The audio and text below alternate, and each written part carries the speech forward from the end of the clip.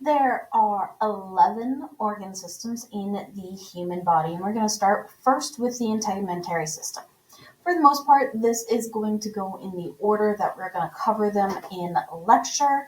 There will be a couple of shifts, though, to make it flow a little bit better with labs. But this will be the general order. We're going to cover them. We're going to start off first with the integumentary system.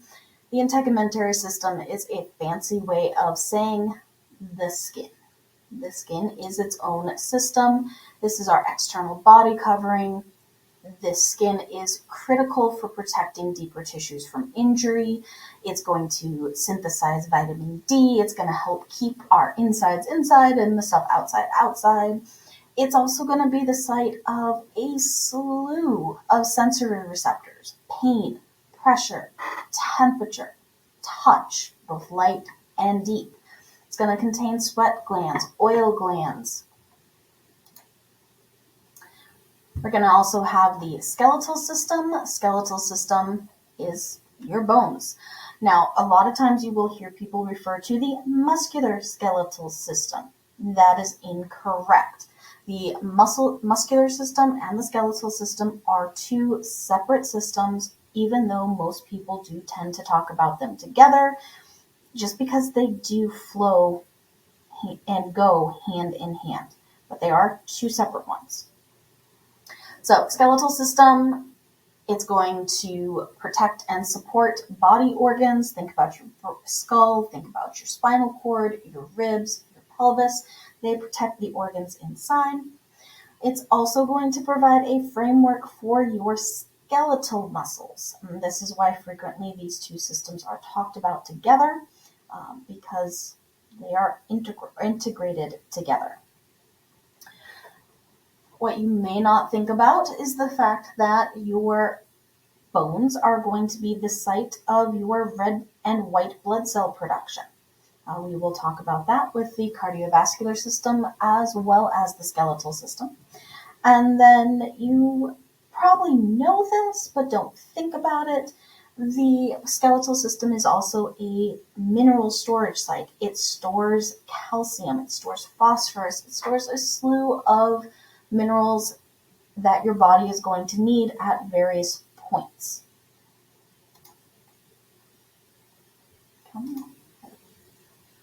Ooh. Okay. Sorry, the PowerPoint's being weird. Then we move into the muscular system. Muscular system is, well, if you're sitting, it's what's keeping you upright in your chair right now. If you're standing, it's what's keeping you upright on your feet. If you are walking as you're listening to this, it is what is allowing you to walk. The muscular system allows for the manipulation of the body as a whole, as well as your environment. So we're going to be talking about that in more detail. So, locomotion, facial expression, posture, all of that, when you think about it for a couple of seconds, makes sense, right? What you might not consider is the fact that it is also going to be involved in producing heat. How is your muscular system involved with keeping you warm?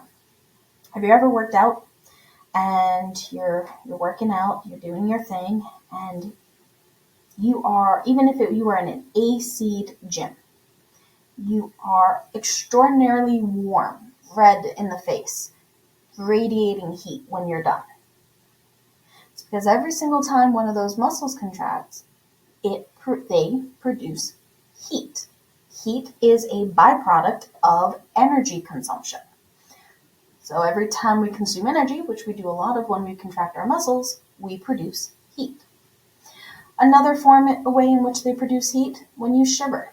Shivering is the rapid contraction of muscles to produce heat.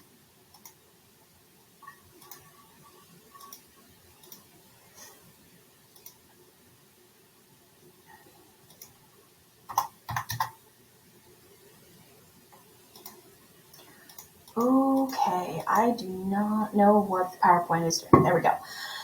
Next up, we're going to have the nervous system. The nervous system is our communication system, our primary communication, although it is not the only one.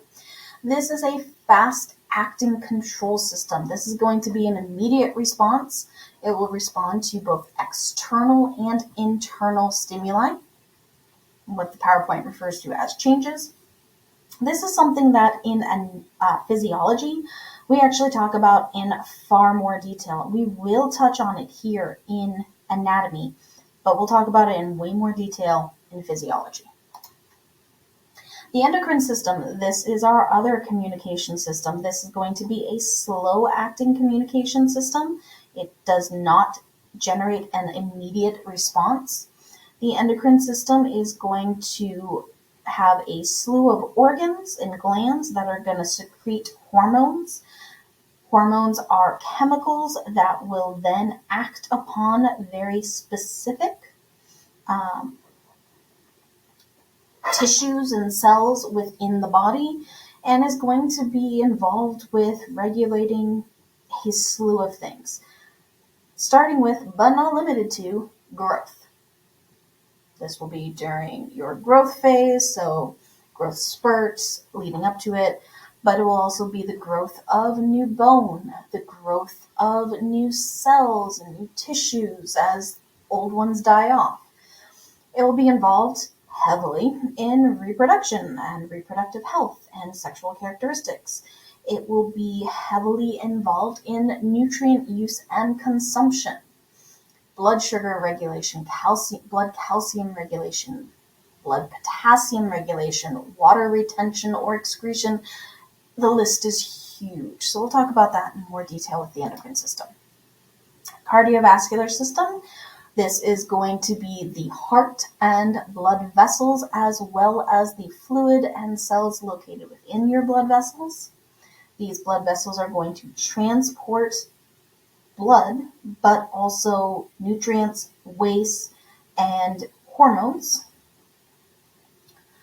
And the heart is going to be the vehicle that pumps and makes it all circulate. Obviously, we'll talk about it in more detail later in the semester. One people tend to not think about, or if they do, they don't necessarily consider it a system, is the lymphatic system, otherwise known as your immune response. So this is actually its own separate system, although it is tied into your cardiovascular system. There are vessels that will pick up excess fluid from the tissue spaces, fluid that did not get back into the blood vessels. We'll talk about why that happens, what it is, all that stuff. But we're going to have excess fluid picked up. This will also pick up some excess debris and cellular particles.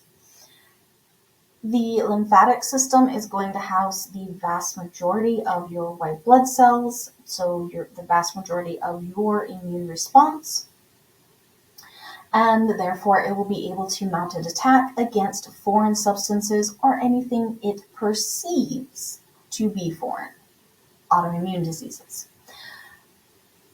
We'll talk about this in far more detail when we actually talk about this unit. Respiratory system. Respiratory system works hand in hand with your cardiovascular system. It's going to work to keep your body supplied with the oxygen that it needs and work to get rid of the carbon dioxide it creates as a waste product.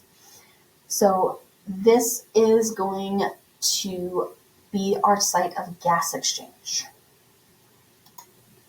Digestive system. Hopefully you have utilized this today.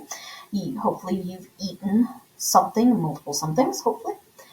Digestive system is where energy that you have ingested is broken down into a usable, let me rephrase that. It's broken down into a smaller format, which can then be circulated throughout the body.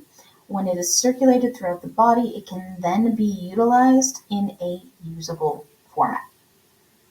So this is the beginning of that, because you're not circulating a bowl of cereal through your body, but you will circulate the molecular base components of that cereal. Once it's broken down, it no longer looks like Captain Crunch or Honey Nut Cheerios or whatever you had for breakfast. Bacon and eggs, Anything that the body is unable to digest, anything that the body has created as a waste product, is also going to typically be excreted through the digestive system.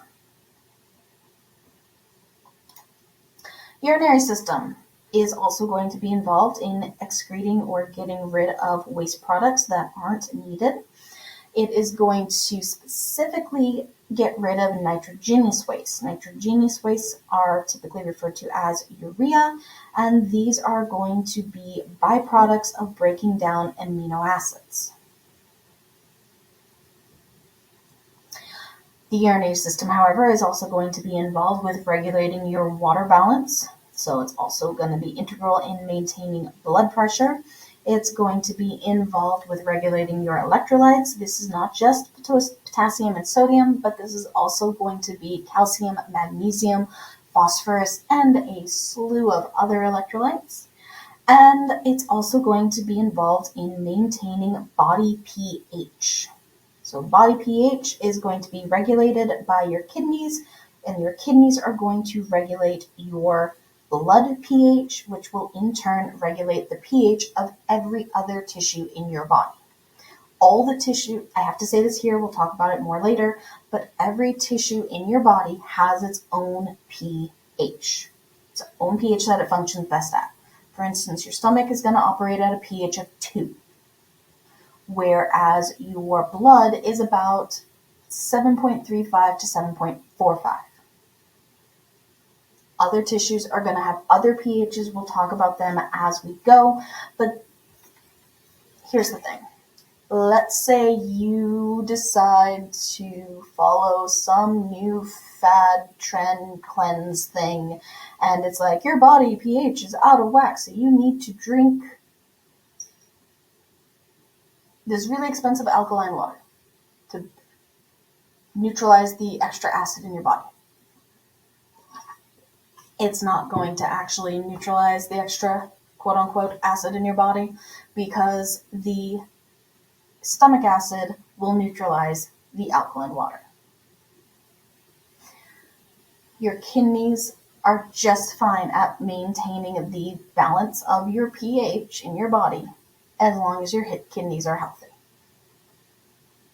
I should probably note here, occasionally I will get sidetracked. I will get on a soapbox talking about how various quote-unquote healthcare people, influencers, are just trying to take your money. And we'll talk about why that is. Make you an informed consumer, make you an informed healthcare provider, make you a knowledgeable person. And a lot of it just involves critical thinking. A basic anatomy and physiology class, you can critical think your way out of most influencers. So, I'm going to apologize in advance for that. All right, moving into the male and female reproductive system. Now, these two tend to be talked about back to back, similarly to how we tend to talk about the muscular and skeletal systems back to back. Because the urinary system for men is tied into their male reproductive system.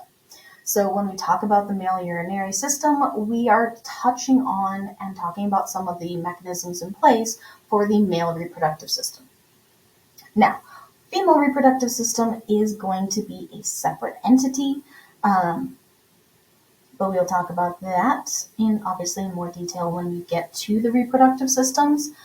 But basically, the overall function of the reproductive systems, whether it's male or female, is to produce offspring. Your feminine body releases an egg from an ovary, which hangs out in the fallopian or uterine tube for a little bit, waiting for sperm to arrive. And if it does, they create the prospect of a new life. Not all fertilized eggs actually become new life. It's a super, super complicated, I almost said equation, which is wrong, but not wrong. Not wrong at the same time. It's a complicated process. There's so many things that have to go exactly right in order for a fertilized egg to become a living, breathing entity. Um, and that's without getting politics or medicine involved at all. Just your body doing everything absolutely right. And we will talk a little bit about some of those things. We are not going to get into that swamp. That is for a embryology class. There is an entire several semesters worth of classes that OBGYNs and female reproductive specialists, neonatal specialists take, because it is so complicated and we are still learning a lot about what is going on, why this will happen or this will happen. It's super, super complicated. So we're going to speak in generalities here. So in general, testes are going to produce sperm and the male sex hormones. Ovaries are going to produce eggs and female sex hormones. Side note, just because you have ovaries and produce female sex hormones does not mean you do not have the male sex hormones as well. You do. You have both. Just like if you have testes and you create male sex hormones, you also have female sex hormones. Everybody has everything. It's just which one is created in abundance. We will talk about that actually with both the endocrine system, because the ovaries and the testes are considered to be part of the endocrine system, but we will also talk about it with the reproductive systems, obviously. And then mammary glands produce milk. Here's the thing, both males and females have mammary glands. It's just, for the most part, men do not produce the hormone that is needed to produce milk. Or male-presenting individuals, I should say. So keep that in the back of your head. There's a lot of overlap here. But that's going to be towards the end of the semester, if not the actual last system of the semester.